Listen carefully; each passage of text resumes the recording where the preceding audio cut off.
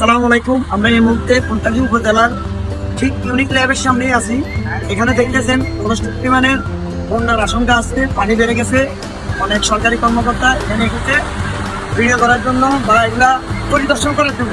তো আমরা এই মুহূর্তে এই জায়গায় আছি, আপনারা দেখতেছেন পানি ক্রমশই বাড়তেছে। পানি কমার কোনো আশঙ্কাই রাখছে না। নাকি 2024 সালে যে ঘটনা হয়েছে ওই ঘটনার ভিতরে কি আমরা আবারও যাইতেছি? আবার যদি আমরা কি ঠিক সেম জিনিস ওইটা দেখবো? দেখেন পানি অবশ্যই আমার হাতেও আমার, আমরা এরকমই দেখছি 2024 সালে যে পানিটা আইছে ঠিক এরকমই স্লো মোশনে ভাই পানিটা আইছে। আমরা পানিটা খুব হালকা ভাবে নিয়েছিলাম, যেহেতু আমরা হালকা ভাবে নেওয়ার কারণে আমাদের 24 সালে অনেক ক্ষতিগ্রস্ত হয়েছে। তো আমরা জাস্ট এই জিনিসটা আমরা হালকা ভাবে নিব না, আমরা এখন থেকে সতর্ক হয়ে যাব।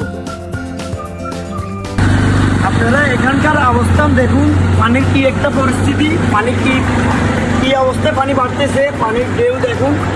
আপনারা যেখান থেকে দেখতেছেন ভিডিওটা, আপনারা এখন থেকে সতর্ক হয়ে যান।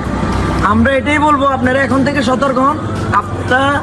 আপনারা সতর্ক হলে আমরা আগের মতন ওরকম অবস্থায় যেতে হবে না। ধুমধাম করে মুরব্বীদেরকে নিয়ে কষ্ট করে পানির মধ্যে নিয়ে যেতে হবে না।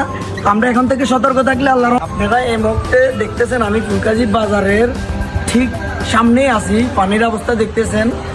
আপনারা নার্ভাস না হয়ে, আতঙ্ক সৃষ্টি না করে খুব ধীরে সুস্থে আপনারা আপনাদের জায়গা থেকে সতর্ক হয়ে যান।